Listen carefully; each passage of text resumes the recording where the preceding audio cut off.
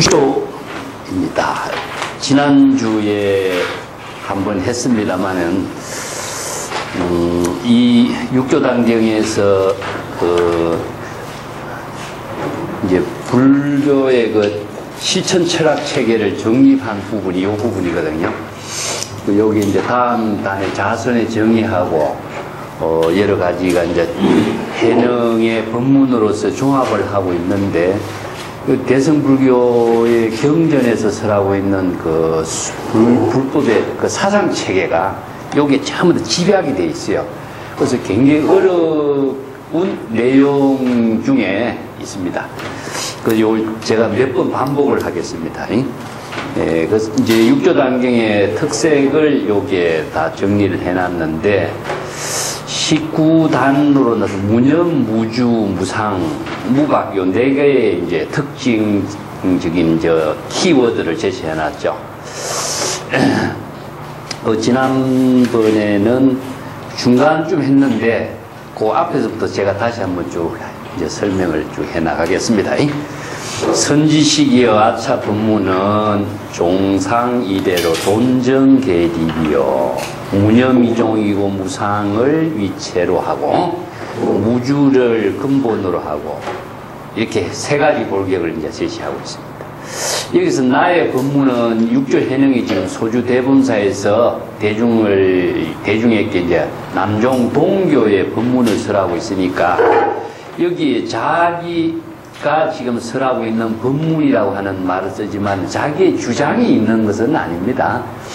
해능이 자신이 깨달아 체득한 정법의 안목으로 불법의 대의를 설하는 것이 법문이기 때문에 이제 불교에서는 전부 다 법문이란 말을 쓰죠, 그죠? 법회라든가 법문이라든가 이런 말을 하는 것은 자기 주장이 없습니다. 그러면 여기 법은 무엇이냐 하면은 연기법인데 연기하고 있는 법을 말하고 있습니다. 자, 제가 또 다시 근본 입장에서 정리해 볼게요. 그래서 이체의 모든 이제 존재가 생명의 근원적인 작용을 하는 것을 불교에서는 이제 진여라고 이야기하는데, 진여를 다른 말로 한다면은 열애란 말과 같은 말입니다. 근데 여기에 여라고 하는 말은 외부의 힘에 의해서 이루어진 것이 아니라 모든 생명의 근원이 자체적인 생명의 작용에 의해서 이루어지고 있는 것을 여라고 표현해요. 그래서 이걸 여여하게, 레라고 하는 것은 여여하게 생명의 작용이 진행되고 있는 상태를, 그래서 ing 상태입니다. 한마디로 이야기해서. 그 물이 흘러가는 것처럼 그 정지된 상태라는 것이 있고, 부처라고 하는 것도 부처의 지혜가 작용하고 있는 상태를 말하지, 부처라고 하는 어떤 모습의 실체라고 하는 것은 대상으로 볼 수는 없는 거죠. 그렇기 때문에 우리가 부처님 하면은 그런 지혜를 사용하는 사람이라는 의미로서 이제 존경의 의미를 붙이지, 이거 항상 작용하고 있는 지혜는 그 생명의 그 실상을 이야기하죠.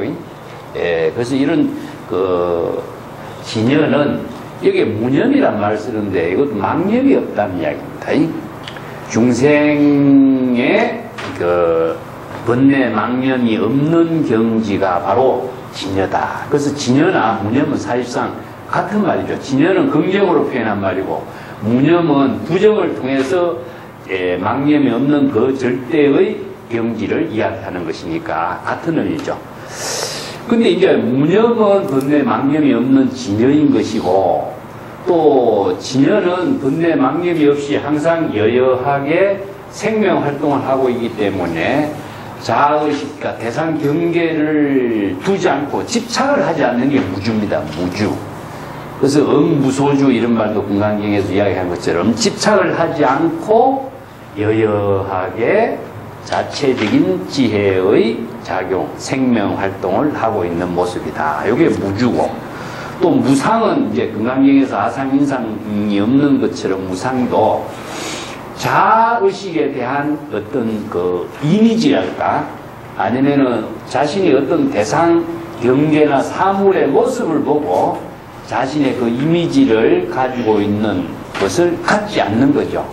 우리가 사물을 보지만은 눈에 보고 있는 사물이 눈으로 단상히 보이는 것은 그 이제 객관적으로 보이는 세계지만 눈을 감고도 다 보이니까 눈을 감고도 보이는 것이 무엇이냐? 그게 이제 의식의 이미지로 나타나는 모습을 상이라고 합니다.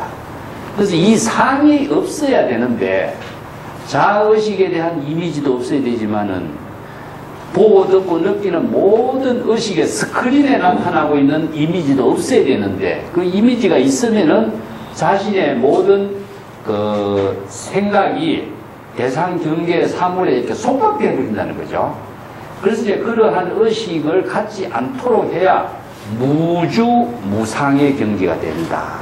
그래서 이제 항상 근원적인 우리들의 생명의 근원을 진여라고 이야기하고 있습니다. 그래서 진여의 지혜로 이루어지고 있는 것 두 가지 고객을 이야기해요. 이제 불법의 근본 이제 정신이 진여가 여법하게 지혜가 작용되도록 하는 것은 이제 진여법이라고 합니다. 진여가 여법하게 생명활동하는 이게 법이라고 하는 말 자체가 이제 불교는 이걸 불법이라고 이야기해요. 깨달음에 의해서 진여가 여법하게 생명활동이 되는데 이 법은 물이 흘러가는 것과 똑같은가? 입장이죠.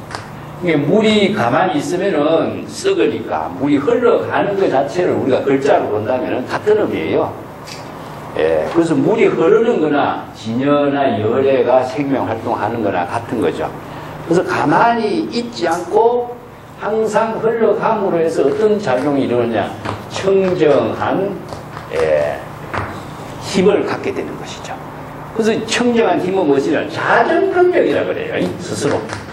스스로 자기 자신을 정화시키는 능력이 있기 때문에 정화하는 힘에 의해서 자기 자신이 모든 것이 지혜로운 작용이 이루어지는 것. 정화하는 힘이 없으면은 오염이 되어버려서 물이 썩어버린다든가 생명의 모든 기능을 잃어버리기 때문에. 그래서 청정은 한마디로 말해서 생명의 작용을 하게 하는 힘을 말해요. 그래서 이것을 이제 법이라고 이야기합니다. 그래서 이제 정법으로서 청정한 진여의 지혜의 생명으로 이루어지도록 하는 그 법을 불교에서는 이제 불법이라고 하고 진여법이라고 그러죠. 또 하나의 법이 있어요. 이제 중생의 법이 있습니다. 중생심으로 이루어지는 법은 무엇이냐 하면은 전부 자기 생각으로 이루어지기 때문에 중생은 자기 생각입니다. 자기 생각으로 이루어지기 때문에 자기 생각으로 이루어지는 것은 모두 다 두 가지의 이원차별의 생각을 갖고 있죠. 이원적인 사고를 갖고 있다. 하나는 뭐냐면은 자기 생각하고 자기가 보는 대상이 있습니다. 이걸 이제 객관적인 대상 세계가 나오죠. 이걸 이제 마음과 법으로 불교에서는 표현해요. 이것도 법이란 말 쓰는데 의식의 대상이나 이미지로 나타나는 모습이나 모든 생각하고 있는 것은 전부 다 객관 세계가 되겠죠. 그래서 자기가 생각하고 있는 마음으로 생각하고 있는 모든 대상이 다 객관적으로 나타나기 때문에 이원적인 사고를 통해서 이루어지는 것은 전부 다 자기 생각에 의한 판단이 생기기 때문에 이것은 무엇이냐 하면 전부 다 업으로 이루어집니다. 근데 이 업이라고 하는 것은 어떤 생멸의 모든 인연을 만들어가게 하고 또 다른 업을 만들어가게 하는 하나의 에너지, 힘을 갖고 있죠. 우리가 좋은 생각을 하면 좋은 생각적으로 또 좋은 생각과 연결되는 것이 끊임없이 생각은 연결되어 나가니까 그것이 업이라고 하는 건데 마음의 움직임을 업이라고 그래요. 불교에서는. 마음의 움직임을 업이라고 한다. 그래서 마음의 움직임이 뭐냐면은 자기 마음대로 자기가 생각하는 대로 자기가 보고 느끼는 대로 마음을 자꾸 움직여 나가는 겁니다. 움직여 나가니까 거기에서 좋은 쪽으로도 생각할 수 있지만 나쁜 쪽으로도 생각하는 마음의 움직임이 끊임없이 연결되면서 그 인연의 고리가 끊임없이 반복되어 나가는 거죠. 그래서 마음의 움직임의 작용이 자신이 끊임없이 어떤 의식의 업을 만들어가면서 그 업이 자기 자신을 때로는 이제 좋은 쪽으로 나쁜 쪽으로 이렇게 막 분별적인 작용을 하다 보니까 거기에서 생기는 부작용의 마음에 불편합니다. 이것을 불교에서는 고라고 이야기합니다. 그래서 생로, 병사, 뭐 아니면 근심, 걱정, 또 아니면 불안, 초조, 두려움 이런 모든 의식의 주관적인 자의식으로 생기는 것을 전부 다 업이라고 그러죠. 그래서 이 업은 궁극적으로 어떤 역할이냐, 자기의 본성의 생명을 상실하게 하는 힘을 갖고 있어요. 그래서 이 불교에서는 중생심으로 작용하는 것을 갖지 말고 본래의 본성의 지혜로운 생명의 작용이 되도록 하는 법을 제시하고 있어요. 그래서 불법이라고 합니다. 그러면 중생의 법으로 생멸법으로 살지 말고 윤회하는 인연의 법을 만들지 말고 자의식의 모든 생각을 다 비우라. 그래서 공의 법문이 나와 있죠. 비우는 겁니다. 그래서 비운다라고 하는 말은 궁극적으로 사실상 이제 불교 철학에서 굉장히 어려운 이제 실천 체계인데 비우려고 하면 비우지는 건 아니거든요. 우리가 뭐 다른 말로 한다. 마음을 편안하게 하라. 마음을 망념을 없애라. 한다고 없앨 수가 없는 거죠. 없애려고 하는 그 자체가 또 망념이기 때문에. 그래서 이제 불교 수행을 하거나 마음 공부를 한다라고 하는 것은 자기 생각으로 마음 공부를 하면은 오히려 이것은 더욱더 부작용에 빠지게 되어 있어요. 그래서 이 법문을 쓰라는 거예요. 부처의 지혜로 작용하는 법을 쓰라는 것을 법문이라고 합니다. 그래서 이제 이건 누가 만들었느냐? 만든 사람이 아무도 없어요. 그래서 이 법은 뭐냐? 자연의 생명에 작용하는 법을 연기법이라고 그래요. 연기법. 그래서 인연의 모든 생명이 작용하고 있는 법을 붓다가 깨달았다라고 하는 것은 사실상 이 법을 발견한 겁니다. 그래서 열애나 부처는 깨달았다 하는 것인데 뭘 깨달았느냐 하는 거죠. 이 법을 깨달은 거고 또 이 법을 어떻게 깨달았는가? 자신의 생명의 작용 속에서 그 법을 자각하게 되는 거죠. 그래서 이제 제법의 실상의 법을 깨달았기 때문에 자신의 이 법에 여법하게 자신이 생명과 지혜로운 삶을 할 수 있는 능력을 갖추게 됐고 또 이 법을 설하는 것은 무엇이냐? 많은 사람들이 중생심의 업을 짓는 삶에서 벗어나 부처의 지혜로운 생명으로 자신의 삶을 이루도록 하는 게 이게 여기 불교에서는 보살도란 말 하죠. 그죠? 그래서 부처의 지혜로운 삶을 살게 하는 법 이것을 설하는 것을 법문이라고 합니다. 그래서 법문은 자기 주관적인 생각이 들어가면 법문이 안 돼요. 그래서 이제 경전의 모든 법문도 부처가 자기의 주관적인 생각을 갖고 설한 것은 법문이 아니에요. 자기 주장인 거예요. 그래서 이제 금강경 같은 데서 그런 것이 이제 열애가 자기 생각을 설한 법이 있느냐 없다. 그 열애가 설한 법은 무엇이냐? 진실의 생명에 작용하는 법을 제시하는 거죠. 그렇기 때문에 자기의 주관적인 의식이 들어가지 않습니다. 그래서 불교는 이 법의 종교다 이렇게 이야기하는 거죠. 그래서 육조단경에서는 이제 대성경전에서 설하는 이 법문을 자신이 중생심의 모든 망념을 비우고 진여의 지혜로운 생명으로서 자신의 깨달음의 세계를 이루도록 하는 법문을 설하고 있는 것이 육조해는 여기에서 내가 지금 여기서 설하고 있는 법문은 이런 의미가 되죠. 그래서 이 법문은 무엇이냐? 자기가 주장이 아니라 종상 이래로 옛날부터 과거에 수없이 많은 제불들이나 많은 지혜의 법문을 자신이 깨달아서 지금 제시하고 있다. 그래서 이제 여기 불교에서는 법을 자기가 주장하고 있다고 말 안 합니다. 법을 계시하고 있다 그래요. 계시하고 있다. 계시해서 많은 사람들이 직접 확인할 수 있도록 이렇게 오픈하는 겁니다. 오픈. 내가 지금 이야기하고 있는 것은 내 주장이 아니고 정법의 바른 지혜를 내가 제시하고 있으니까 그대의 눈으로 직접 확인하고 본인이 확신을 갖도록 하라고 하는 것이 법문이에요. 예. 그래서 여기는 주장이라는 것이 여기 들어간다면은 이것은 법문이라고 할 수 없는 거죠. 예. 그 경지를 지금 쓰라고 있습니다. 돈점이라고 하는 것은 이제 동교는 불교의 수행 체계에서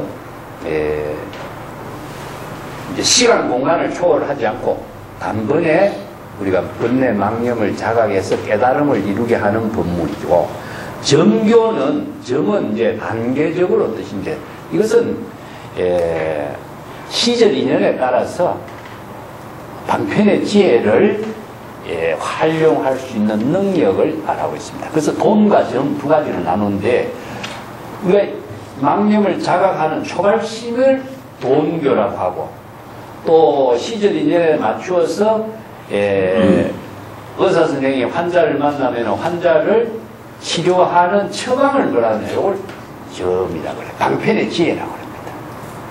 자, 그래서 방편의 지혜를 활용을 할 수 있는 능력을 이제 84,000의 방편의 지혜를 쓴다. 이런 말이죠. 그래서 이걸 점이라고 그래요.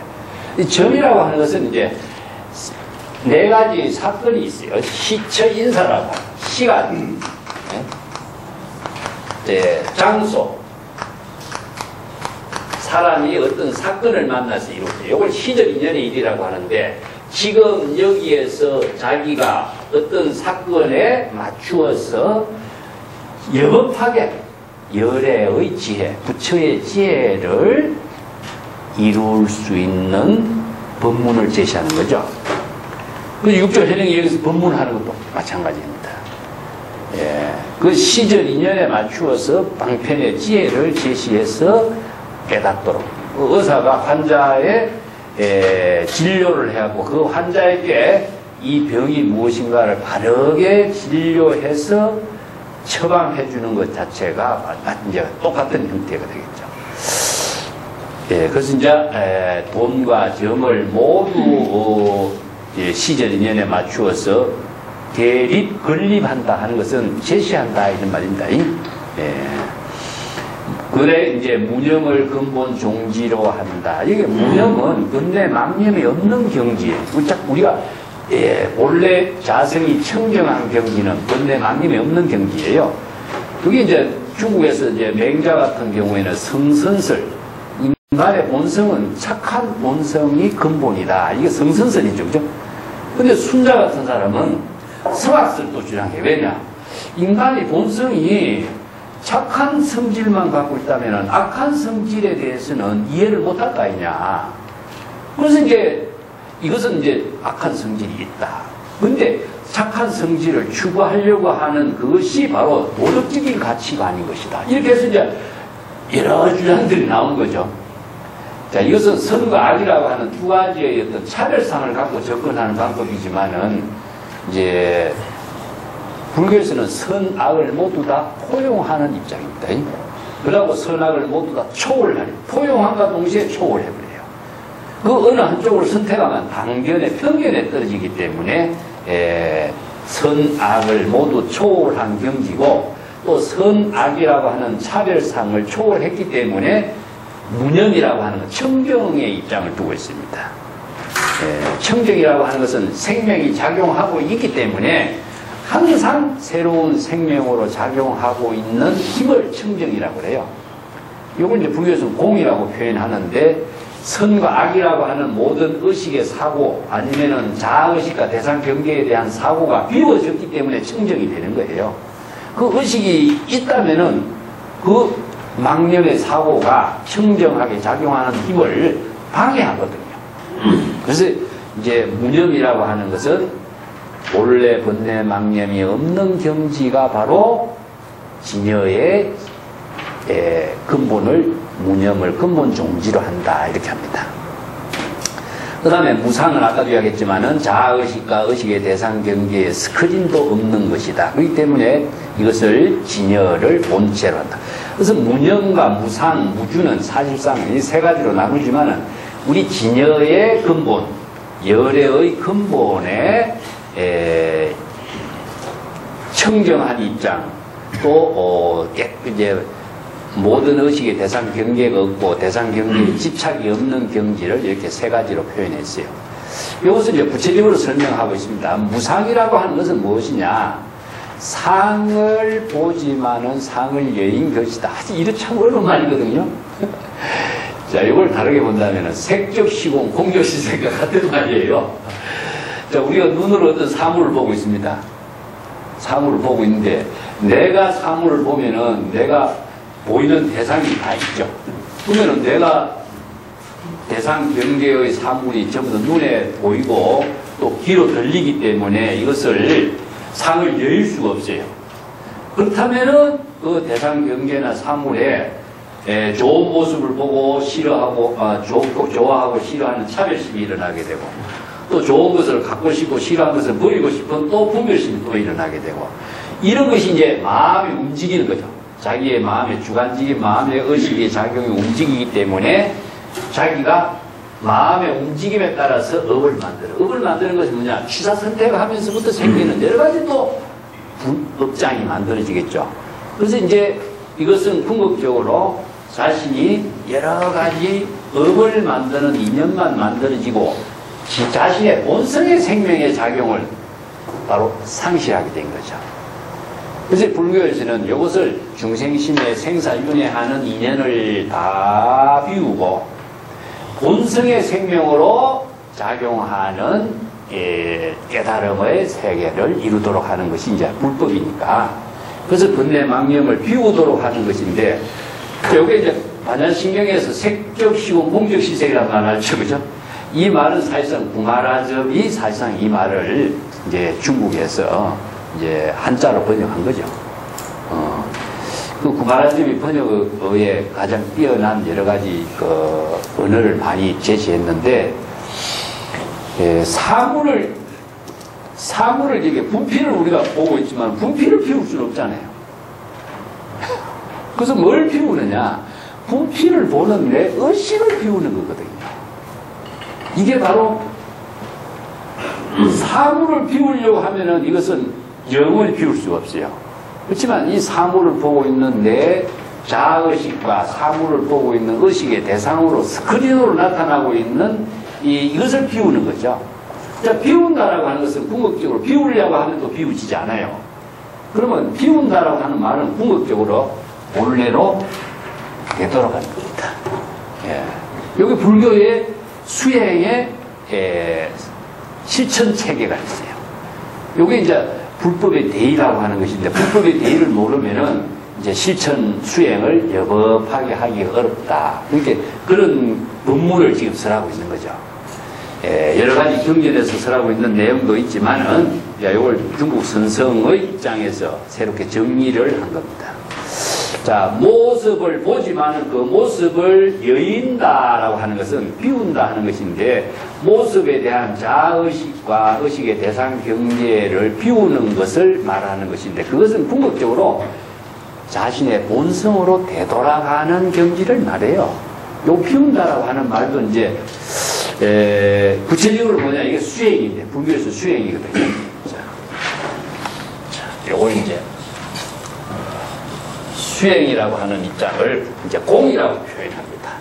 자의식의 모든 것을 비우는 것은 어떻게 비워지느냐? 이게 불교에서는 이제 발심수행이라고 그래요.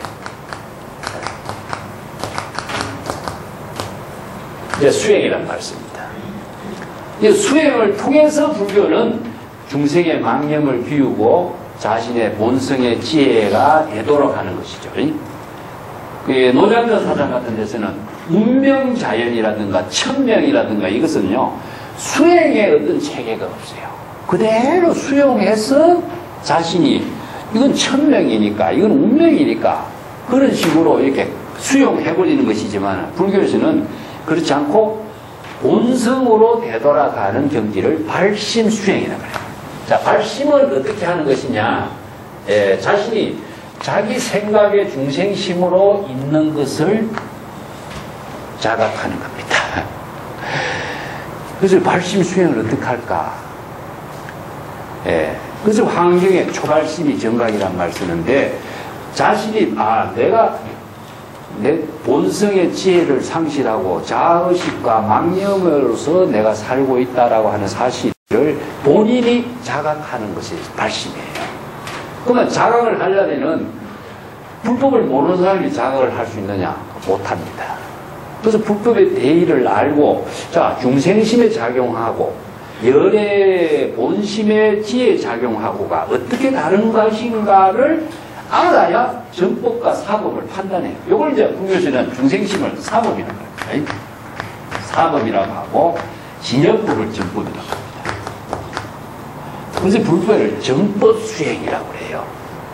이 정이라고 하는 것은 여법하게 그런 뜻이고, 사라고 하는 것은 여러 가지 사대기 때문에 중생의 업을 짓는 인연을 만든다. 그래서 이제 또 하나 더 붙이면 외도법이 있는데, 외도법이라고 하는 것은 이제 여러 가지 자기 의견을, 자기 주장을 하는 것은 다 외도법이 되겠죠. 그죠?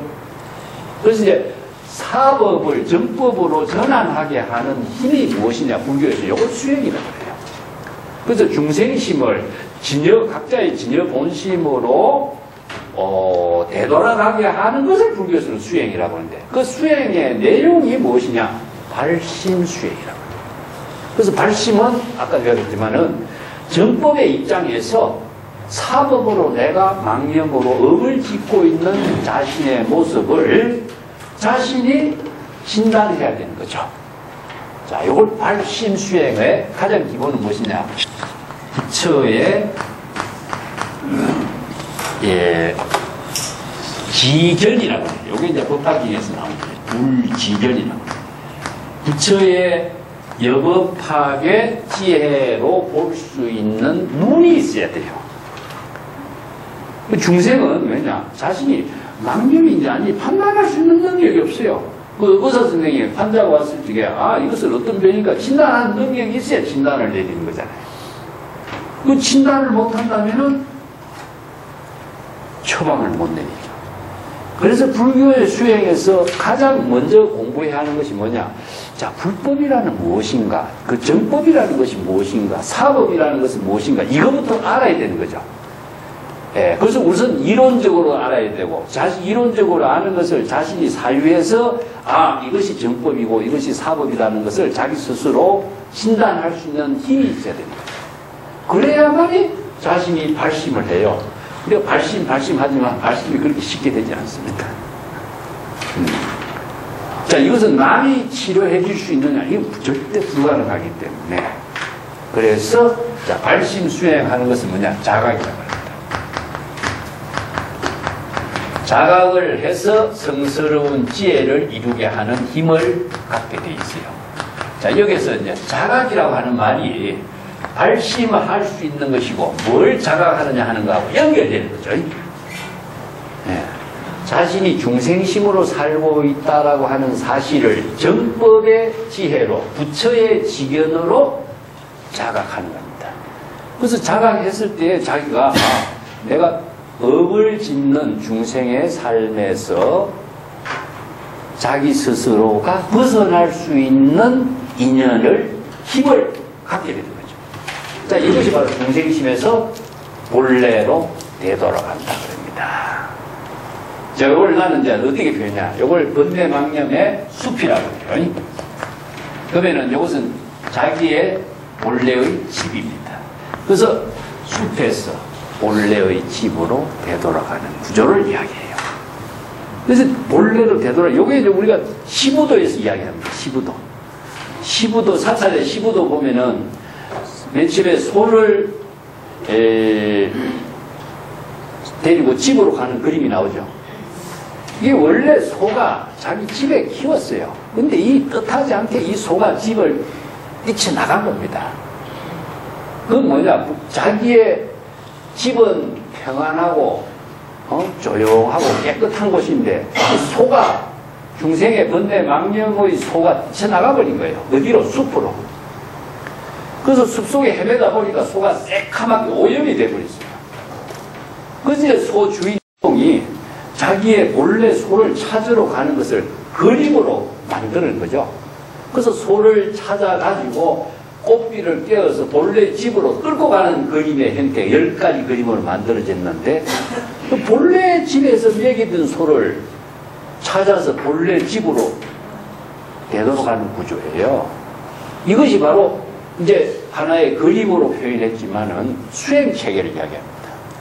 그래서 소를 집으로 데리고 가는 과정이 숲에서 집으로예요. 그래서 중생의 망념에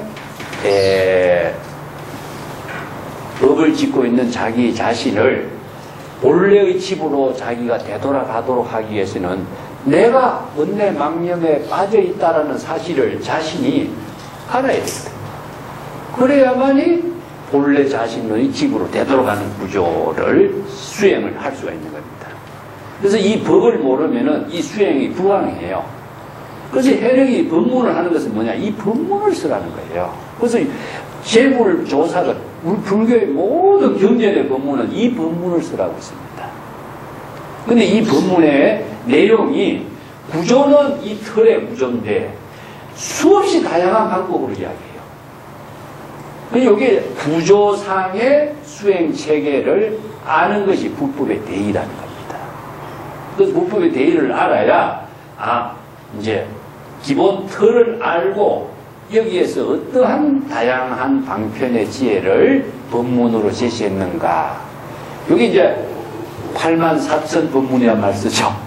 이것은 수없이 많은 중생의 번뇌 망념이 84,000가지가 되기 때문에 그 84,000가지 중생의 병을 치료하는 법문이 방편 법문이라는 거죠. 근데 그 구조는 요 구조에서 벗어나지 않습니다. 그래서 이제 무념, 무주, 무상이라고 하는 것은 경전에서 설하고 있는 언어입니다.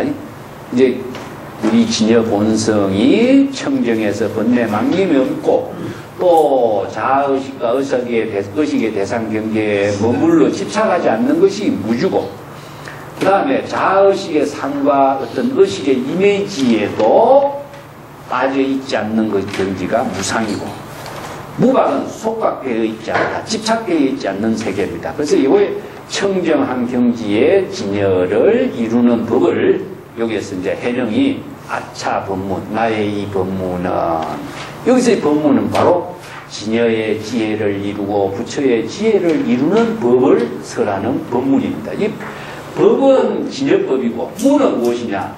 중생의 세계에서 진여의 세계로 문을 바꾸어 가는 거죠. 이게 이제 진여문, 생멸문 두 가지로 표현하는데, 진여의 문에서 열애의 지혜, 부처의 지혜로운 삶을 이루게 하는 문, 이게 법문입니다. 그래서 이 법문을 여법하게 진여의 지혜로 이루는 법문을 설한다, 이렇게 표현합니다. 자, 무념이라고 하는 것은 번뇌 망념이 없는 것인데, 염이 불념이요. 이게 이게 우리 언어가 번역가 염자의 번역이 어렵습니다. 요 한 단에요. 염자가 굉장히 많이 등장하거든요. 근데 이 염자를, 중국 사람은 이걸 자기네들의 한자 언어이기 때문에 뭐 불법에 맞추어서 이걸 잘 설명을 했는데, 우리 언어는요, 염이라는 글자를 우리 언어로 번역하면 생각하다 말 하나밖에 없어요. 자, 그렇기 때문에 이것을 정확한 그 언어의 뉘앙스를 이렇게 번역하기가 어려워요. 또 다른 언어가 있는데, 내가 이게 어려워하고 경전을 번역하면서 아니 비자하고 아니 불자하고 이거 구별하기 지극히 어려운 겁니다. 이게 우리는 똑같이 부정사거든요. 그런데 중국에서는 이 언어가 틀려요. 이것 때문에 이거 비사장이 있고 불사장이라고 하는 말이 있어요. 이거 구분하기가 지극히 어렵습니다. 비사장하고 불사장. 똑같이 우리가 번역하는 것은 사장 분별하지 않는 거예요. 그죠? 근데 실상 그렇게 하면 내용을 파악을 못해요. 자, 이것은 부라고 하는 것은요, 긍정과 부정의 부자입니다. 자, 긍정과 부정을 말해요, 이거는요. 근데 비는 무엇이냐? 긍정과 부정을 모두 다 초월하는 거예요. 이걸 우리는 파악하기 어려워요. 이와 마찬가지로 이 염자, 이 한 글자도요, 생각하다, 이 한마디로밖에 우리가 정확하게 우리 언어로 번역 못하는데, 여기서는 그렇지 않습니다.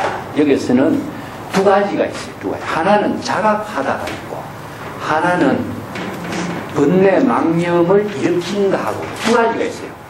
완전히 반대의 언어가 사용하고 있습니다. 자각하는 것은 지혜 작용이고, 번뇌 망념을 일으키는 것은 중생의 번뇌 망념이고, 이게 완전히 다른 언어예요. 근데 여기서는 같이 써요. 그래서 이거 번역하기가 좀 어려운데, 무념이라는 것은 모든 생각을 하고 있는 가운데에 번뇌 망념을 일으키지 않는 것이다, 이런 뜻이거든요. 그러면 앞에 염은 무엇이냐 하면은 자각하는 염이에요. 근데 뒤에 불염은 뭐냐? 망념을 일으키지 않는 겁니다. 그래서 이런 언어가 우리가 지금 내용을 모르고 이 한문을 아무리 안다고 해도 번역해본데 이해가 되겠습니까? 자, 이것은 뭐냐 하면은, 무념은 번뇌 망념이 없는 지혜로운 작용을 하는 가운데에 중생심의 망념을 일으키지 않는 것이다, 이런 언어예요. 이게 염이 불염이요, 이런 말씀입니다. 어렵죠 이게. 자, 이건 뭐냐면은, 물이 진여의 지혜가 여법하게 작용하는 것은 염이 자각하는 염이에요. 그래서 우리가 청정심의 마음의 작용이 이루어지고 있는 것은 앞에 염입니다. 그렇게 진여의 지혜로 청정심으로 작용하고 있는 경지에서 불염, 자의식의 번뇌 망념을 일으키지 않는 거다, 이런 이야기예요. 그렇다면 중생심의 번뇌 망념을 일으키지 않는 거잖아요. 그죠? 그건 진여의 지혜로 여법하게 자각적인 지혜를 하는 것이지, 중생의 번뇌 망념을 일으키지 않아야 된다, 이 말이에요. 그렇기 때문에 염이 불염이란 말씀이니까 얼마나 어렵습니까, 이게. 그렇죠? 그래서 우리가 한 구절 짚고 넘어가야 되겠다. 이게 굉장히 선불교의 철학 체계에서 가장 어려운 부분을 지금 여기서 법문을 하고 있어요. 그 때문에 앞에 염은 자각하는 겁니다. 무념이라고 하는 것은 번뇌 망념이 없는 경지에서 깨달음의 지혜로 이루어지는 경지에서 중생심의 번뇌 망념을 일으키지 않는 것이요, 이렇게 번역되어야 됩니다. 이해가 됩니까? 자, 그래서 이 구조를 알아야 돼요.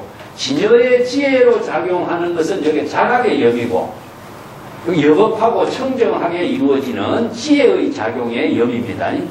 요게 중생심의 요거는 망념이에요, 망념. 요게 번뇌 망념을 일으키지 않는 겁니다. 이게 진여의 지혜로 여법하게, 부처의 지혜로 여법하게 생명의 작용을 하는 것은 앞에 자각의 염이고, 그런 지혜로운 작용을 하는 그 깨달음의 생활 속에서 중생심으로 번뇌 망념을 일으키지 말아야 한다, 요 말입니다. 염이 불염이요. 이해가 됩니까? 자, 요 두 가지 구조를 알아야 돼요. 그래서 진여법과 중생의 생멸법을 알아야 돼요. 이걸 모르면은 이 언어를 이해를 할 수가 없습니다. 자, 두 번째 보겠습니다. 무주라고 하는 것은 위임, 본성, 염념, 부주요, 전념, 검념, 후념, 염념, 상속하여 무유, 단절하니 무 일념 단절의 법신적 이 색신하리라. 요게 이제 무주라고 하는 것은 집착하지 않는 겁니다. 어떤 의식에, 자의식에도 집착하지 않고 사물을 보고 있는 대상 경계나 의식의 대상이기도 해요. 우리가 좋은 모습을 보고 좋은 거 있으면 그 좋은 것을 가지려고 하는 생각을 집착이라고 해요. 나쁜 것을 보면 나쁜 것을 싫어하는 것도 집착이에요.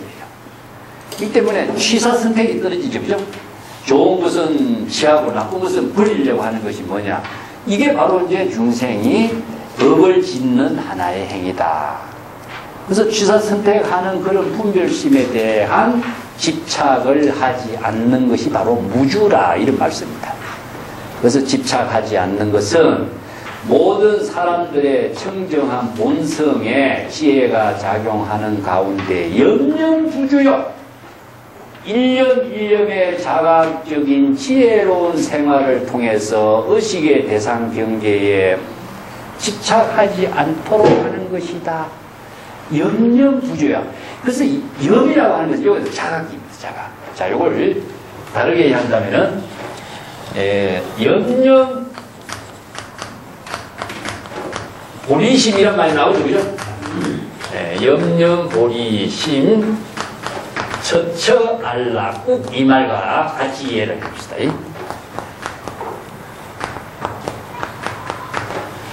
일념에 자각으로서 자, 일념에 자각하는 겁니다. 그래서 자각이라는 것은 한 번 해서 이루어지는 것이 아니라 일념으로 자각을 해야 된다는 거죠.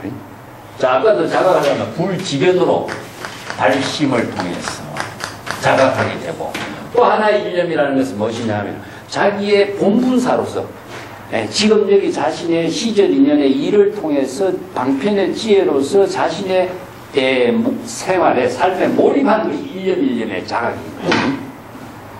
자, 우리가 생활하는 가운데 보세요. 찰나에 우리의 망념의 작용이 일어나면은 일념의 자각이 죽어버립니다. 찰나에 자각을 통해서 자신을 끊임없이 향상해 나가는 것이에요. 우리가 어떤 것을 생각한다 했을 적에, 어떤 일에 대해서 골똘하게 생각한다 했을 적에, 그 생각한다라고 하는 것은 자각적인 생각입니다. 그 망념으로 생각하는 것은 뭐냐면 질서가 없어요. 그래서 똑같은 생각이라는 말을 갖고 두 가지로 이제 우리가, 하나는 자각적인 생각은 질서가 있어요. 질서가. 근데 망념의 생각이라는 것은 질서가 무질서예요. 그리고 방향성도 없고 무질서하고 혼란스럽게 만들기 때문에 이것을 갈등이라고 해요. 갈등. 싱너풀이 막 얽혀 있는 것과 같이 이야기하죠. 그죠? 그렇게 이제 이거 여러 가지 갈등이 생긴다 이런 말 하죠. 이건 뭐냐? 질서가 없는 거예요. 근데 우리가 사유를 한다든가 아니면은 뭐 책을 통해서 하나의 문제를 우리가 골똘하게 생각하는 것은 이건 질서가 있어요. 정리를 해 나가는 힘이 있는 거죠. 그죠? 그래서 모든 우리가 어떤 문제를 깊이 생각했을 적에는 그 문제점에 의거해서 질서 있는 사유를 하는 것은 일념의 자각에 의해서 그 질서를 만들어가는 힘이 나와요. 이것은 이제 자각적인 지혜라고 해요. 그죠? 이걸 일념의 보리 깨달음입니다. 자각적인 깨달음을 통해서 자신의 마음을 청정하게 해요. 이게 이제 바로 물이 여법학의 지혜 작용을 했을 때에 청정하게 하는 것을, 이건 이제 무주, 무념, 무상의 세계로서 이루어져.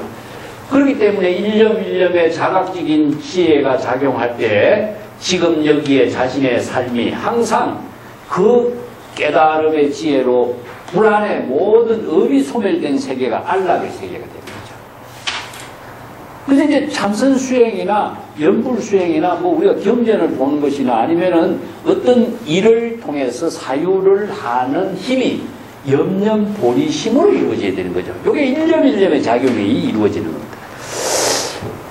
그래서 일념의 부주, 대상 경계나 사물에 집착하지 않는 거예요. 자각으로서 연결되어 갈 때에 대상 경계 사물에 집착하는 이런 망념이 일어나지 않게 되죠. 자, 여기서 전념, 검념, 후념, 염념 상속이요. 이게 과거, 현재, 미래로 나눠왔어요. 불교의 시제인데, 불교의 시제라고 하는 것은 일념의 과거, 일념의 미래입니다. 그래서 미래에 대한 자각은 없어요. 이게 전념은 과거고, 검념은 지금이고, 후념은 지금의 자각을 이어지는 것이 후념이에요. 이게 이제 과거, 현재, 미래와 같은 표현을 하는데, 이게 일념에 의해서 시제가 변화되는 거죠. 이 때문에 일념이 과거, 현재, 미래가 되는 거죠.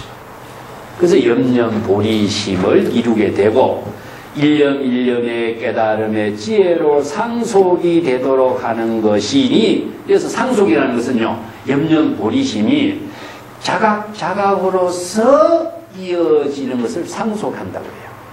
근데 망념이 상속하는 것도 있어요. 망념이 상속하면은 업을 만들어갖고 생사윤회에 상속하게 해요. 그래서 상속은 한 생각이 계속 이어지는 것을 말하는데, 자각적인 지혜로 이어지는 것은 염념상속이 되는 거예요. 예. 염념상속하여, 예. 무유단절, 단절 끊어지지 않도록 하는 것이다.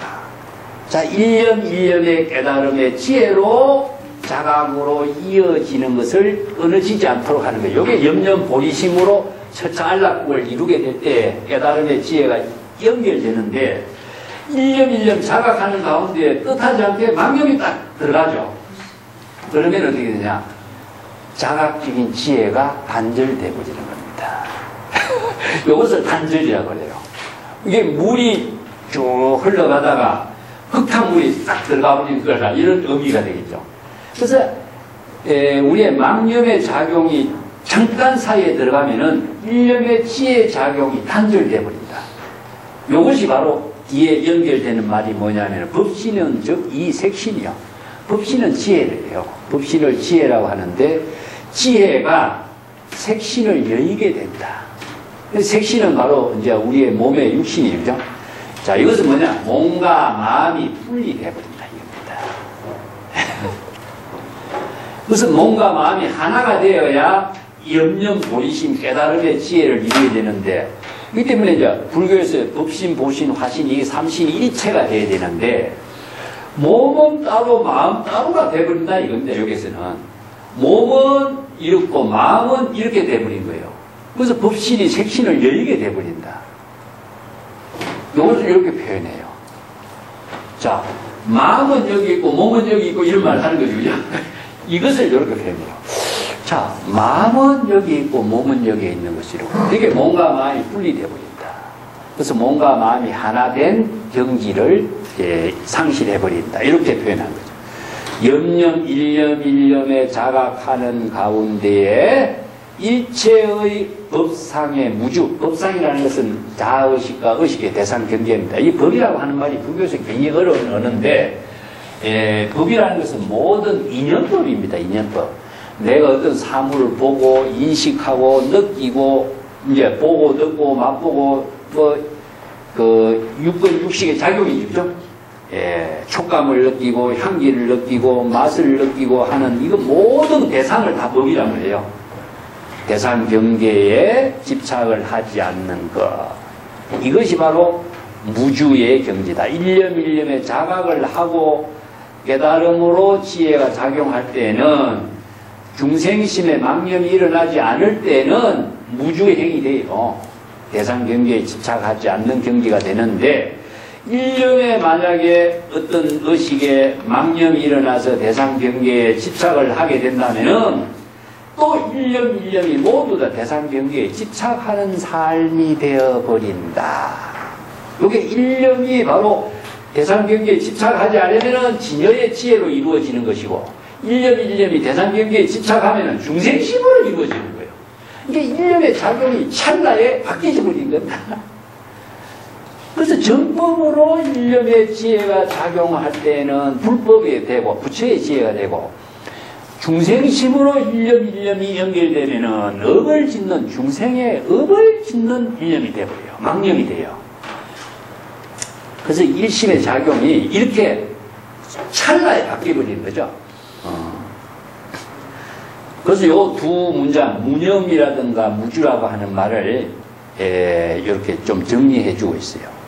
일념 일념에 만약에 의식의 대상 경계에 집착을 하게 된다면은, 일념 일념에 집착하면 이름하여 이것을 대상 경계에 개박, 속박된 것이라고 한다. 개박이라는 것은 은으로 꽁꽁 묶여가지고, 뭐 같으냐면 당나귀가 말뚝에 꽉 묶여가지고 꼼짝 못해서 자유를 잃어버리는 것을 개박이라고 합니다. 자, 여기서 이제 자유란 말이 나오는데, 이 자유란 말이요, 중국에도 자유란 말이 없는 것은 알지만은 자유란 말을 선에서 최초로 씁니다. 자, 자유란 말을 다른 말 한다면 무의 자재란 말을 자유라고 했어요. 그래서 원효가 무에 박을 두드린단 말이죠. 그죠? 이게 뭐냐면은 무예라고 하는 경지는 무주, 무상의 경지가 되어야 무예가 돼요. 자기가 어떤 대상 경계에 속박되지 않아야 무예에 자제한 경지, 무예의 경지를 해요. 걸림이 없는 경지를 이루는 것이 무예 자제거든요.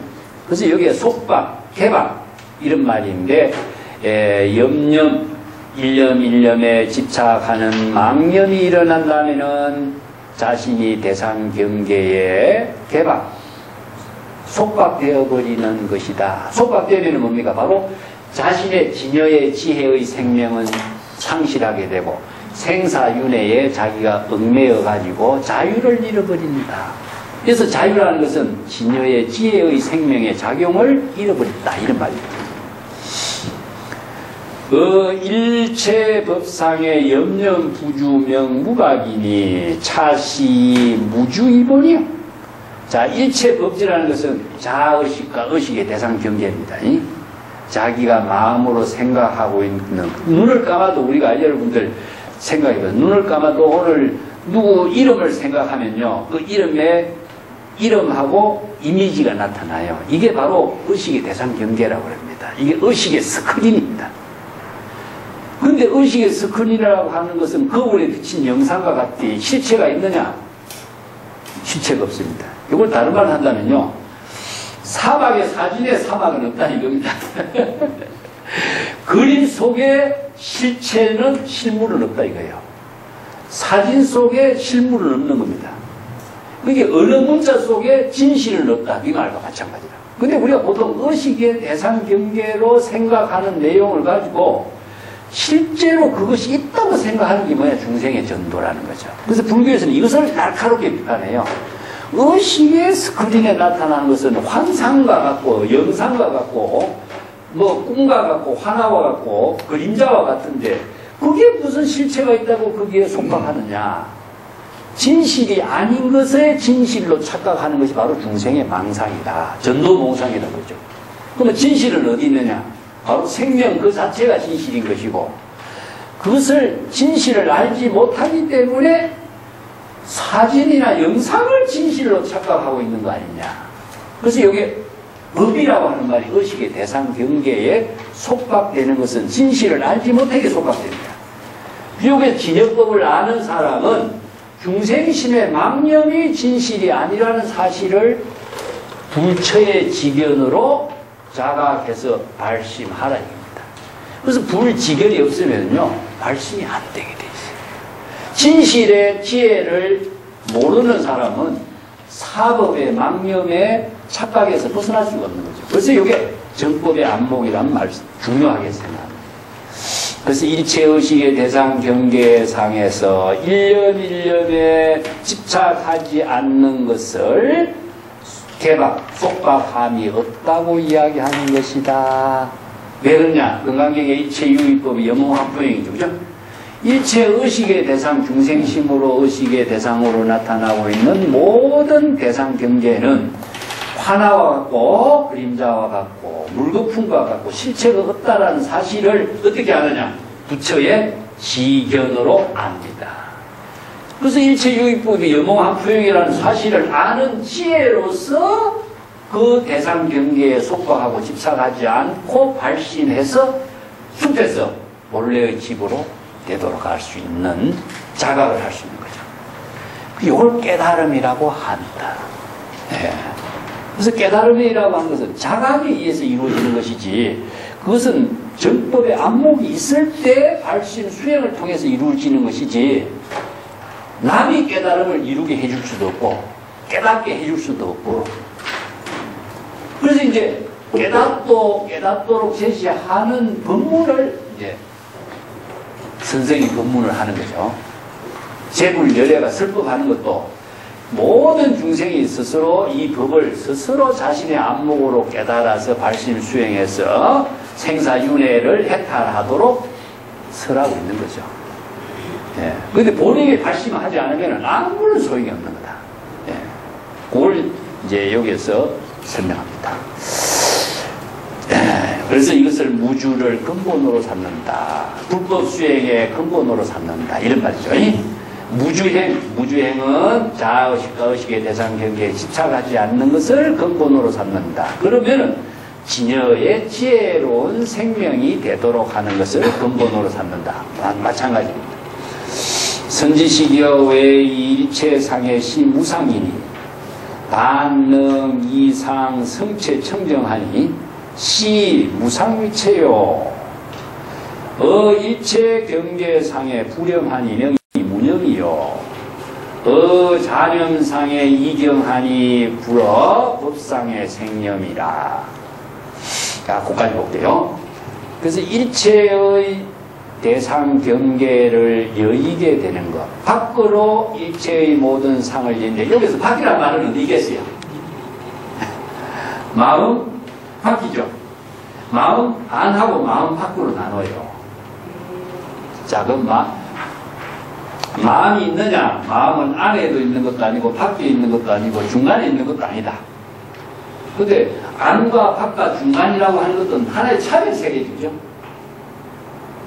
근데 마음이 어디 있느냐? 마음은 주체도 없고 시체도 없고 어디에 장소도 없고. 그런데 사람들은 마음이 있다, 마음이 아프다 이런 말 하죠. 근데 여기서 마음 안과 밖이라고 하는 것은 뭐냐? 마음 안은 자아의식, 자기의 자아의식을 안이라고 하고, 마음 밖은 무엇이냐? 의식의 스크린에 나타난 것은 마음 밖이라고 해요. 우리가 모든 눈으로서 사물을 보는 것은 마음 밖의 사물을 보는 겁니다. 그래서 마음이 마음 밖의 사물을 보는 거죠. 그죠? 근데 그것이 보는 것은 불교에서 유심의 철학이라고 하죠. 마음으로 보는 거예요. 마음으로. 근데 보통 사람들이 자기가 본다라고만 하지 자신이 어떻게 보는가를 이야기 안 하죠. 그죠? 눈이 본다고 이야기해 또. 그래서 눈이 대상 경계를 본다고 이렇게. 그런데 자, 눈이 본다면은 눈이 인식할 수 있는 능력이 있느냐?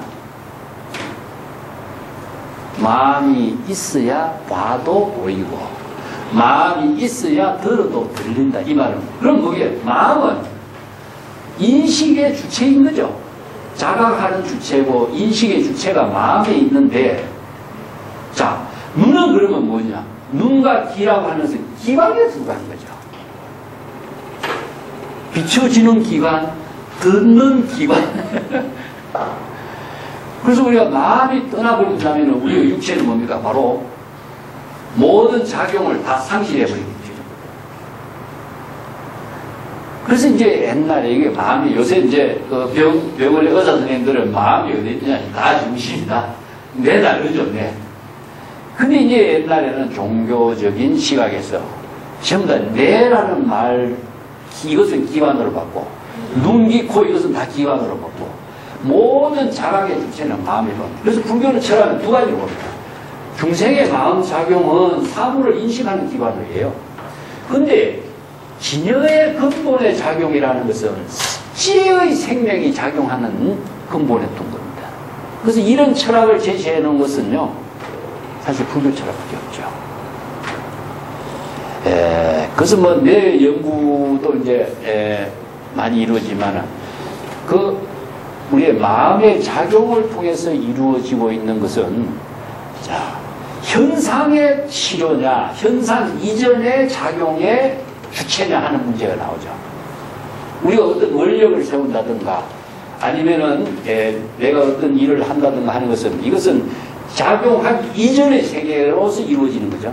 그 우리가 발심을 한다든가 무슨 일을 한다고 하는 것은 내 현상으로 나타나서 그것을 이루는 것이 아니라 현상으로 나타나기 이전의 작용으로서 이루어지는 힘에 의해서 이루어지잖아요. 그래서 이 문제가, 자, 불교에서는 원력과 서원이라고 그래요. 원력을 통해서 자신의 모든 새로운 삶의 가치를 이루게 하는 힘을 만드는 거죠. 자, 이렇다면은 그것을 단순히 뇌의 작용이라고 할 수 있겠느냐. 그래서 여기에 마음의 작용을 신령스러운 묘용이라고 해요. 신령스럽다고 하는 이유가 그러한 힘을 쓸 수 있다 이거죠. 그래서 그 생명의 근원적인 작용을 통해서 중생이 업을 짓기도 하지만은 자성의 지혜로서 부처의 지혜로 목적을 이루는 삶을 제시한 것이 불교의 보살도거든요. 그래서 보살도의 삶을 이루게 하는 지혜를 이제 여기서 법문으로 제시하는 겁니다. 자, 일체의 모든 의식의 대상 경계에 집착하지 않는 것이 바로 무상이다. 무상입니다. 자, 금강경에 아상, 인상, 중생상, 수자상이 나오죠. 네 가지 상이 있죠. 그죠? 그 다음에 법상이 나와요. 자, 여기 중생이 금강경의 구절을 가지고 설명해 보겠습니다. 중생심의 아상입니다. 아상. 자의식입니다. 자의식. 그러면 아상의 대상 경계는 뭡니까? 법상입니다. 법상은 의식의 대상 경계다. 의식의 대상 경계는 뭡니까? 자, 의식의 스크린에 나타난 경계지, 사물을 보지만은 사물을 보는 것은 사물 그 자체가 의식 속에 들어갑니까? 안 들어가죠. 그렇다면은 인식을 하고 있는 것은 사물 그 자체를 의식의 스크린으로 비춰보면서 인식하는 거죠. 그렇기 때문에 의식의 스크린 속에 나타나는 사물은, 대상 경계는 진실은 아닌 거죠. 그런데 사람이 그것을 진실이라고 착각하기 때문에 이것을 비우라. 그래서 자의식을 비우라. 의식의 대상 경계를 비우라. 아공, 법공의 경지를 이야기. 그래서 아공, 법공이 되어야 바로 진여의 지혜를 이루게 되는 법을 제시하는 겁니다.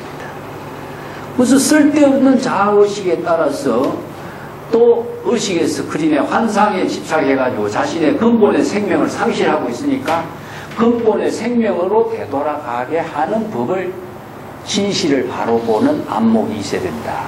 그걸 이제 불지경이라고 합니다. 그래서 이건 자신의 중생심의 병을 자신이 진단하고 자신이 치료하는 거예요. 그래서 발심하는 것은 자신이 바로 중생심의 병을 치료하는 겁니다. 그래서 본성의 지혜를 이루도록 하는 거다. 자, 여기서 이체의 모든 의식의 대상 경계로 나타나는 상을 여의게 되는 것이 바로 무상이요. 법상을 여의는 겁니다. 다만 능히 스스로 의식의 대상 경계의 상을 여의게 되면은 성체 청정이요. 성체 청정이 뭡니까? 바로 진여자성은 항상 청정한 겁니다. 그래서 진여, 번뇌 망념이 비워지게 되면은 진여의 지혜는 항상 진여자성의 본체는 청정하게 작용하는 것이다. 청정이란 말은요, 또 다르게 본, 아까는 물이 흘러가는 게 청정이라고 하는데, 바로 공의 세계를 청정이라고 합니다. 자, 뭐가 비워졌죠? 공은 아공, 법공입니다. 자의식이 비워졌고 의식의 대상 경계가 비워졌기 때문에 진여 그 자체가 청정하게 지혜로 작용하는 힘이라. 그때 청정하게 작용하는 힘이 물이 흘러간다고 합시다. 물이 흘러가면서 물 그 자체도 자기 자신을 청정하게 만드는 힘이니까 자정 능력이 있으니까 바로 상무무리가 되고, 만물에게도 청정한 힘을 제공하니까 하와증생이 됩니다. 그래서 이게 이제 불교에서 이야기하는 보살도의 지혜는 진여의 지혜가 청정하게 이루어질 생명의 활동에 의해서 이루어져요. 이것은 누구의 의지에 의해서 이루어지는 거 아니에요. 보살행을 하면서 내가 상무무리 하와중생 해야지, 이건 보살행이 될 수가 없는 거예요. 그 의식까지 비워져야 자신의 생명활동이 청정하게 작용할 때 저절로 자연스럽게 이루어져. 그래서 내가 전에 자자를 두 가지로 얘기했죠. 스스로, 저절로. 자, 이게 바로 진여법의 작용입니다. 스스로는 무엇이냐? 스스로 그렇게 되도록 하는 수행이 들어가야 되고, 그런 수행을 하면은 저절로 진여의 지혜가 작용하는 힘이 이루어져요. 이게 이제 불교에서 공불공이라든가 진공묘유의 법이라고 이야기합니다. 그래서 스스로 할 수 있도록 하는 것은 뭐죠? 바로 스스로 하지 못하게 하는 것이 있죠. 이게 뭡니까? 바로 중생심이죠. 그래서 스스로 지혜가 작용하지 못하도록 하는 것을 스스로 할 수 있도록 만드는 것이 불교에서는 수행, 발심입니다. 발심. 발심을 하게 되면은 저절로 지혜로운 생명이 작용이 되도록 하는 거죠. 그래서 일체의 모든 상을 여의게 된다면은 성체가 청정하게 이루어지는 것이니 진여 본성의 본체가 청정하게 작용하게 되는 것이니 이것을 통해서 무상의 경지가 바로 진여의 지혜의 근본 단체가 된다고 하는 것이다. 무상이체요. 그래서 체, 본, 종 세 가지를 이야기했죠. 그죠? 체와 본, 종 세 가지는 사실상 진여를 이렇게 다르게 표현해요.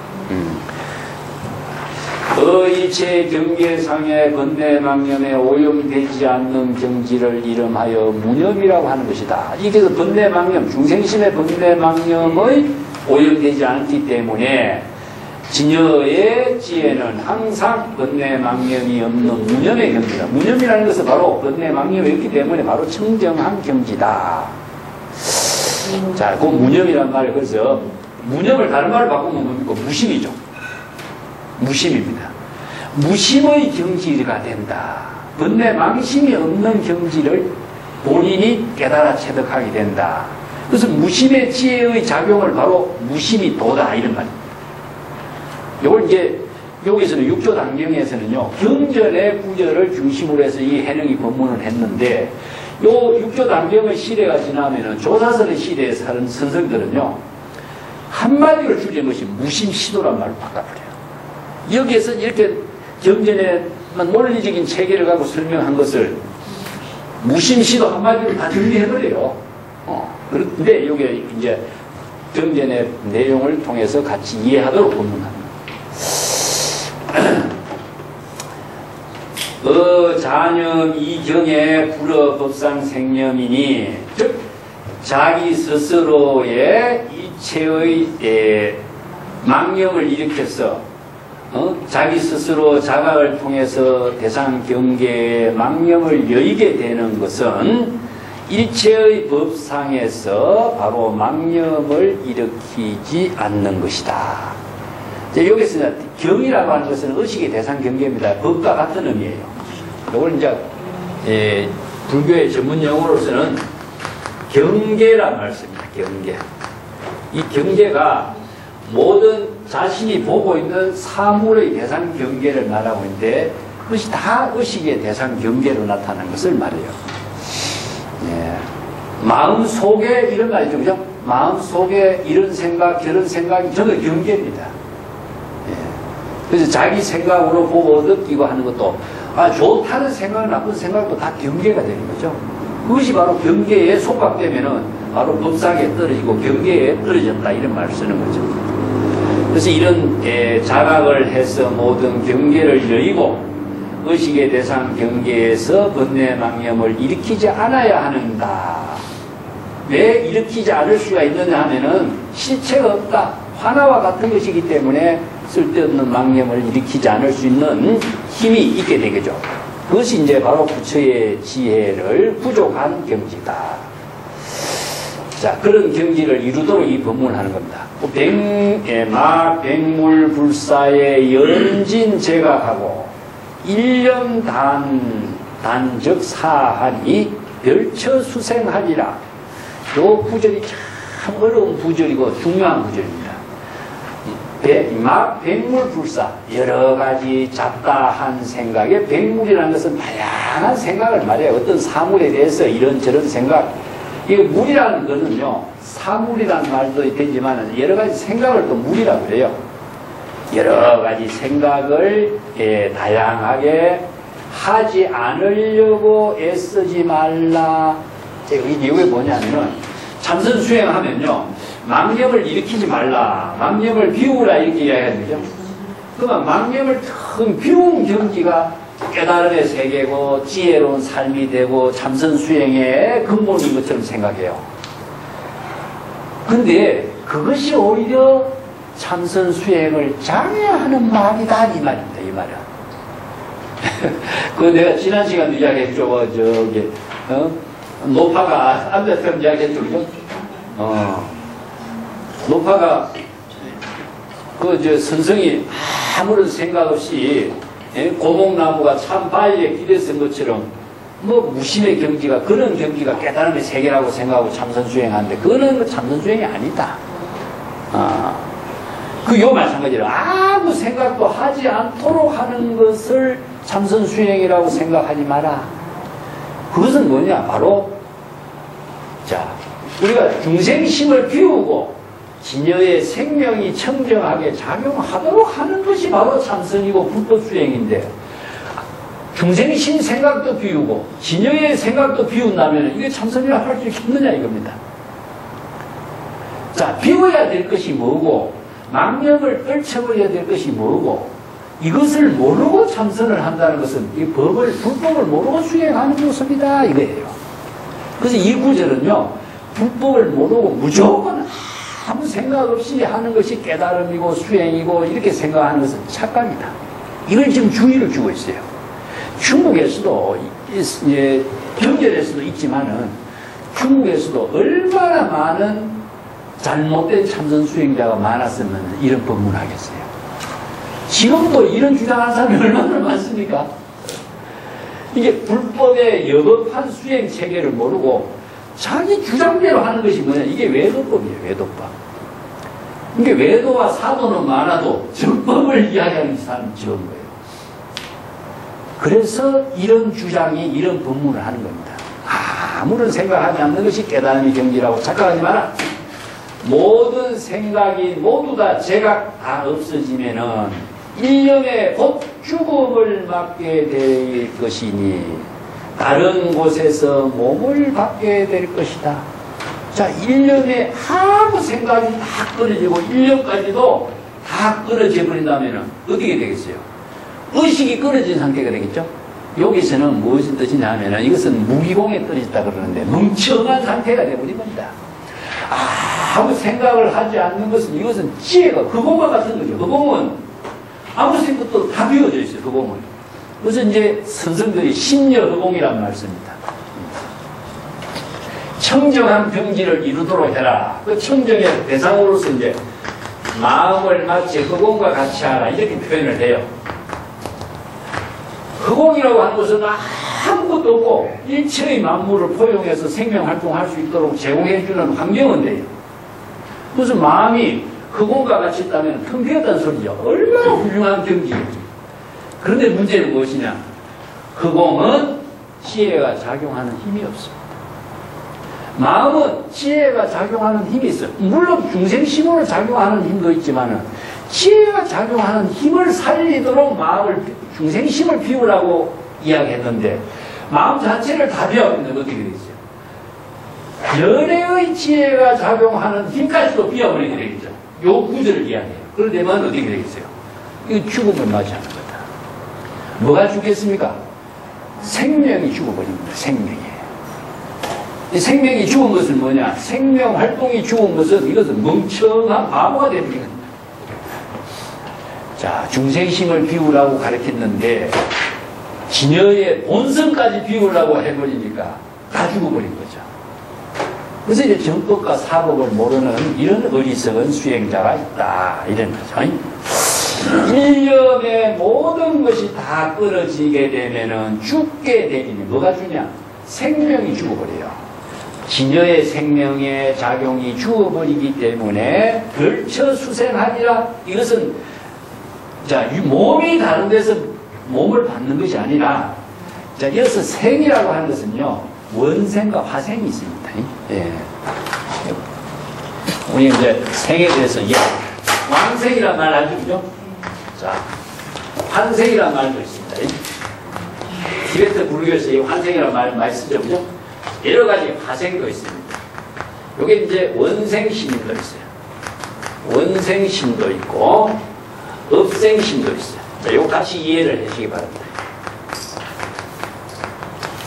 여기서 화생과 왕생, 환생이라는 것은 이건 원력에 의해서 이루어집니다. 요건 변화심입니다. 변화심. 보살이 관세음보살 고문품에 관세음보살이 33으로 몸을 놔두죠. 그죠? 그 다음에 천수천왕 관세음보살이 그죠? 손이 천개, 눈이 천개로 중생의 모든 병을 다 보고 진단하고 또 자기의 손으로 어루만지는 것이 뭐냐? 바로 관세음보살의 변화심이죠. 서가모니 부처님의 천백억 화신 서가모니. 천백억 화신으로서 서가모니 부처님이 변화신을 이루어요. 이건 뭐냐? 원생이다. 원력으로서 자신의 몸을 나타내는 걸 잘해요. 그거는 방편의 지혜를 가지고 시절 인연에 맞춰서 중생을 구제하는 그 원력행을 보살도로 실행하는 것을 원생이라고 하고, 자, 정토에 왕생하는 것도 자신이 깨달음을 이루는 정토에 왕생이 되는 겁니다. 그러면 업생은 무엇이냐? 생사윤회하는 업으로서 몸을 받는 것은 중생의 몸이에요. 이거 업생이에요. 그래서 보살은 원생이라 자신의 원력으로서 지혜로서 자신의 몸을 변화시키는 힘을 원생이라고 그래요. 여기에서는 뭐냐? 중생이 자기가 모든 업을 다 망념이고 지혜의 생명까지도 다 없어지니까 멍청한 몸을 받게 되는 겁니다. 한마디로 바보 같은 몸을 받게 되는 거죠. 이것은 지혜를 이루는 몸이 아니라 바보가 되는 몸을 받게 된다 이 말입니다. 이게 별처수생이요. 야, 다른 곳이 어디겠어요? 이게 바로 윤회하는 중생의 몸을 받는데 이것은 바로 멍청한 몸을 받게 된다 이 말입니다. 학도자 용심에 막 불식법이하라. 여기에 이제 나옵니다. 불도를 배우고 정법을 배우는 사람은 마음의 작용을 잘 쓸 수 있어야 된다. 이 마음의 작용이 뭡니까? 바로 중생의 심을 비우고 불심의 지혜로 작용하는 법을 배워서 쓸 줄 알아야 된다. 이게 용심이에요. 용심. 우리가 용심을 잘 알아 일반적으로 쓰죠. 여기에서 이야기하는 용심은 중생심을 사용하지 말고 불심의 지혜를 활용할 수 있는 능력을 갖춰야 된다. 막불시법이요. 그 밑에 줄을 끊어서 이 참 중요한 것인데 막불이라는 것은 부정이 2개 되어 있습니다. 부정이 2번 사용된 언어는 절대 긍정을 이야기해요. 그렇기 때문에 법의를 잘 알아야 한다. 이 말입니다. 법의를 잘 알지 못하는 일이 없도록 하라. 이 말이거든요. 원래 한자리로 하면은 법의를 잘 알아야. 이 법의가 뭐냐? 바로 불법의 대의입니다. 불법의 대의를 알아야 바른 수행을 할 수가 있다. 이 말이죠. 이제 육조당경 맨 앞에 오조 홍인선사가 제자들을 모아놓고 불법의 대의를 깨달아 체득한 사람은 개송을 지으라고 나와요. 이게 불법의 대의란 말이 나옵니다. 네. 불법의 대의를 알아야 불지견이 있어요. 네. 부처의 지혜로서 정법과 사법을 판단할 수 있는 능력이 있습니다. 정사를 판단할 수 있는 능력은 불법의 대의를 갖고 있어요. 그 불법의 대의가 무엇이냐? 바로 진여법입니다. 진여의 법이 정법이 무엇인가를 사법이 무엇인가를 아는 것이 바로 불법의 대의인데 불시현지며 도로염적이요 이런 말이 있어요. 신신명에 불법의 현지를 알지 못하면은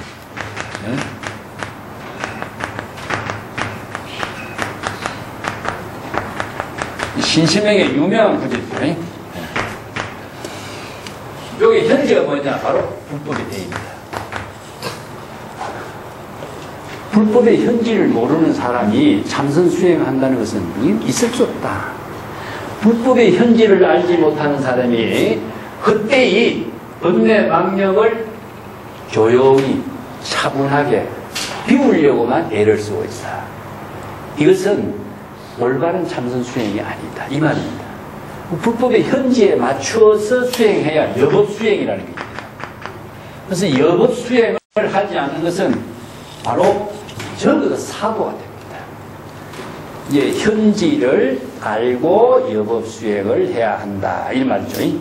그래서 불도를 수행하는 사람은 마음을 먼저 잘 써야 되느니 이렇게 정법의 안목을 갖추고 바른 수행을 해야 법의를 잘 알아야 한다. 불법의 대의를 잘 알아야 한다. 자, 불법의 대의를 모르고 수행하면 어떤 것이냐? 자착상가나 갱건타임이요.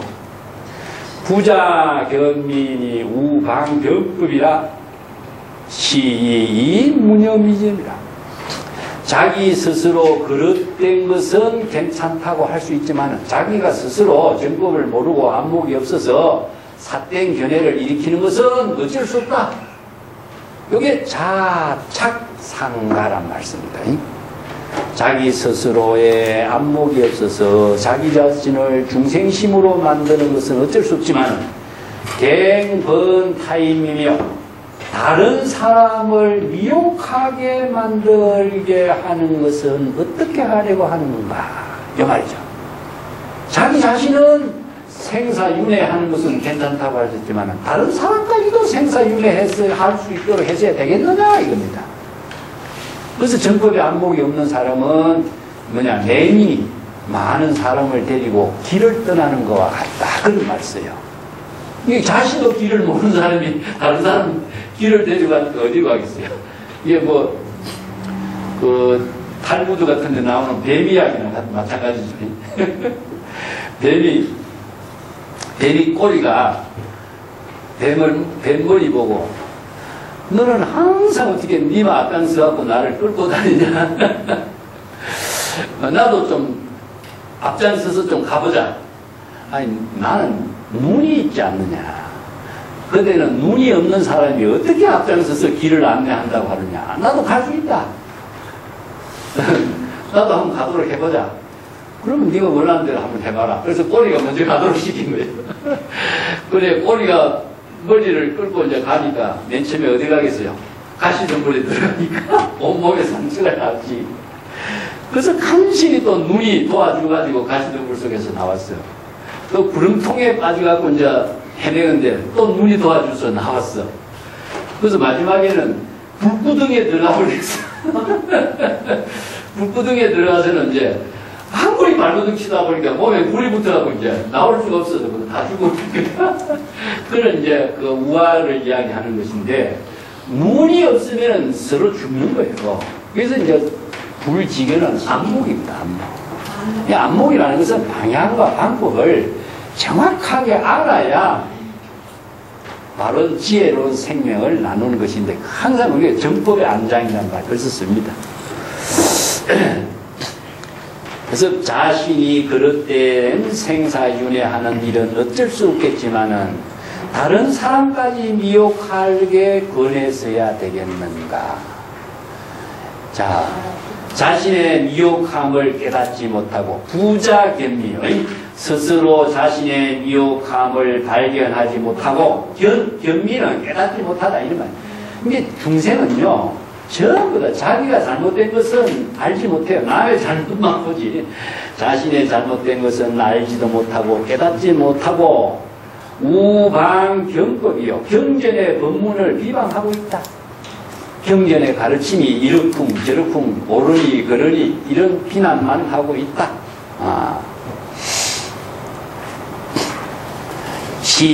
그래서 여기에서 무념을 근본 종지로 내세우고 설법을 하게 되는 것이다. 무념을 근본 종지로 설법한 의미를 이제 이렇게 제시하고 있죠.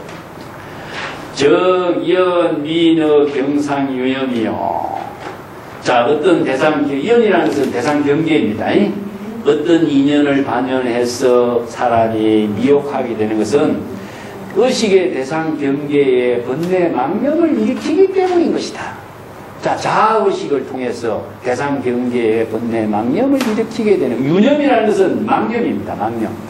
망념이 일으키기 때문에 망념이 생기고 망념이 있는 것이거든요. 망념이 본래 있는 건 아니잖아요. 그죠? 이게 망념은 자아의식을 통해서 대상 경계에 집착을 함으로 해서 망념이 일어나고 망념이 생기고 망념이 있게 되는 거예요. 그래서 유념이란 말을 씁니다. 그래서 망념이 있게 되는 것이고, 또 의식의 망념에서 곧바로 또 삿된 견해를 또 일으키고, 망념을 토대로 해서 또 망념을 일으키면 어떻게 되겠어요? 삿된 견해가 일어나게 되는 것이요.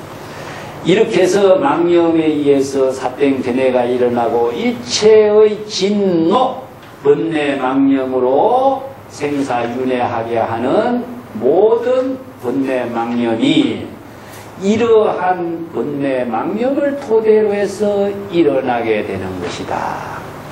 이게 아까도 망념이요 끊임없이 연결해가지고 갈등이 만들어지는 거죠. 거기에서 이제 여러 가지 생사윤회하는 진노가 나오고 또 차별 분별심에 일어나고 여러 가지 망념이 거듭거듭 일어나게 된다. 이런 이제 연차 교문이 무념이종이요. 그래서 이 남종 동교의 법문에서는 교문은 남종 동교의 가르침의 법문입니다. 이 교문이라는 것은 불법을 설하는 문을 전부 다 교문이라고 하는데 정법을 설하는 문, 남종 동교의 법문 모두 다 무념의 경지를 불법 수행의 근본 종지로서 내세우고 있는 것이다. 종입이라고 하는 것은 이제 딱 이렇게 뭐냐면은 내세우는 것이죠. 딱 기본으로서 이게 수행의 기본이다. 이런 것을 내세우는 것. 건립하다. 이런 말씀입니다.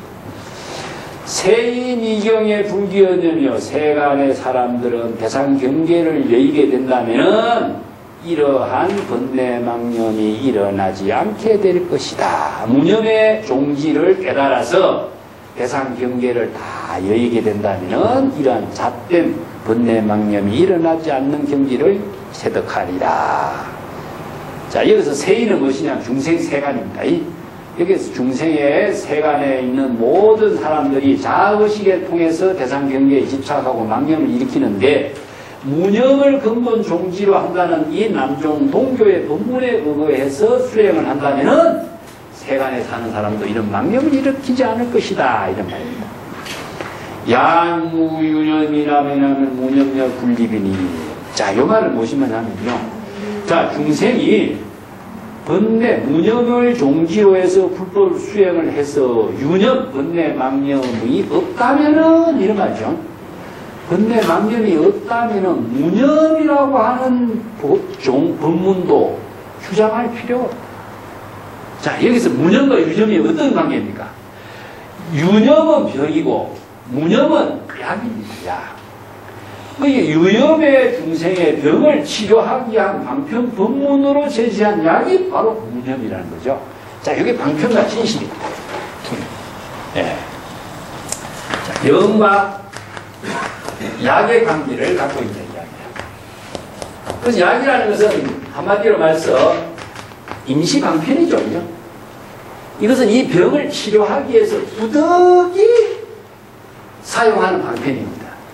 그래서 약이라고, 약병이나 약도 부작용이 있다. 이런 말 쓰죠. 방편은 진실을, 병을 치료하기 위해서 제시했는데, 병을 치료하고도 약을 버리지 못하면 약이 또 병을 불러일으킨다. 이 말과 똑같은 거죠. 그렇기 때문에 임시로 이것도 제시합니다. 자, 이것도 다른 말로 하면 언어입니다. 언어 문자는 중생의 병을 치료하기 위한 것이다. 그렇다면 병과 약을 다 벗어나게 된다면 어떻게 되죠? 바로 본래가 되도록 하면 본래의 상태에서는 약과 병은 필요 없는 거예요. 이거 마찬가지로 중생의 병이 있기 때문에 유념이라고 하는 병이 있어요. 여기 번뇌망념이에요. 번뇌망념의 병을, 신병을 치료하기 위해서 무념이라고 하는 방편의 약을 제시했던 겁니다. 그렇기 때문에 유념의 병을 치료하면은, 없으면은, 무념도 필요 없는 거다. 그래서 불교에는 방편의 은설상까지도 초월하지 않으면 안 된다. 그래서 항상 은설상, 명자상, 십년상, 이 세 가지를 다 비워야 됩니다. 예. 그래서 아무리 훌륭한 법문이라도, 경전의 법문이라도, 그 한 구절을 내가 의식하고 있으면 내가 어느 문자에 속박돼, 의식의 대상 경계가 되어버려요. 그 언어에 내가 집착돼버리고 언어의 상에 내가 속박돼버리고 자유를 잃어버리는 거예요. 그래서 불교의 가르침은 방편의 언어까지 부처의 말씀, 부처라는 이름까지도 버려야 돼요. 그걸 갖고 있으면 내가 그게 병에 걸려버리는 거죠. 예. 그래서 이런 법문을 하는 경전이나 고전은 없어요, 사실상. 다 누구 말을 따르라, 내 말을 믿어라, 뭐 이렇게만 주장하지 이렇게 객관성 있게 본인이 직접 자각할 수 있는 법을 제시한 것은 불교의 경전 말고는 없습니다. 예. 이건 누구 주장이 절대 들어가면 안 돼요. 그러면은 전부 다 중생이 되게 하는 인연이 되어버리죠. 자, 유념이 없다면은, 번뇌 망념이 없다면은 무념이라고 하는 방편도 굳이 내세울 필요가 없는 것이다.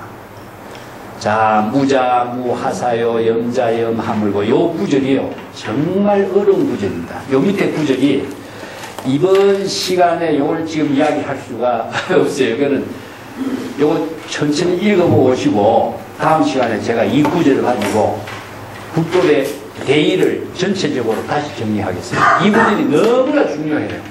예. 그게 경전에 금강경에서 무위법으로 차별한다는 구절이 여기 다 응집되어 있어요. 근데 중국 사람이요, 이게 중국 사람의 어떤 해석적인 하나의 패턴이 있어요. 무념이라는 글자를 두 가지로 말로서 나누어갖고 해석해요. 무는 무엇이냐, 무가 없다는 것이고, 염은 뭘 자각한다는 말이냐. 이것을 지금 설명하고 있거든요. 이게 중국적인 하나의 해석학입니다. 예, 이거 굉장히 중요한 구절이기 때문에 이게 우리나라의 보조 진울이 요 구절을 인용해요. 요 구절을. 보조 진울이 육조 당정을 근본으로 했다는 것은 요 구절을 토대로 밑에 구절입니다. 이것을 중심으로 해서 보조 진울이 육조 당정을 대서장과 육조 당정을 참선 수행의 기본 교재로 삼았다 이렇게 하죠. 굉장히 중요한 한 구절입니다. 이건 제가 다음 시간에 다시 구체적으로 정리를 하도록 하겠습니다. 자, 마치. 감사합니다.